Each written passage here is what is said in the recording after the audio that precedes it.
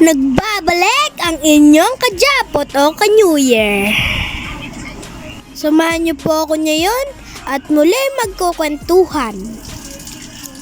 Ang pamagat po ng ating kwento ay ang langga at ang tipaklong.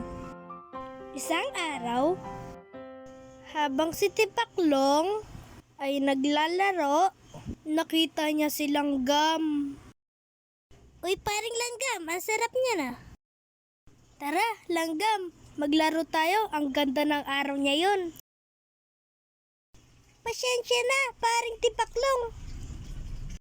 Kailangan ko mag-ipon ng pagkain. Malapit na tag-ulan. Para pag dumating ang ulan, may makakain ako. Ayaw mo ba mag-ipon? Sagot ni Langgam. Ay naku Langgam, ang tagal-tagal po tag-ulan. Tsaka marami namang pagkain dyan. Ang sabi ni Tipaklong. Habang si Tipaklong naglalaro maghapon, si Langgam naman ay abala sa pag-iipon ng mga makakain. Kinabukasan, ang lakas ng ulan. Shoo! Ang lakas ng hangin. Gutom na gutom si Tipaklong. At basang-basa. Gutom na ako. Nilalamig na ako. Naisip niya ang kaibigan niyang Langgam. Paring Langgam! Paring Langgam! At narinig ni Langgam ang tawag ni Tipaklong.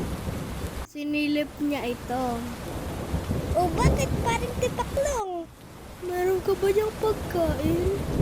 Ay oo, madami pa ako ditong french fries. Tara, pasok tayo sa loob. At pumasok sila sa bahay ni Langgam. Wow, paring Langgam, ang dami mong pagkain. Sige, kain ka lang dyan.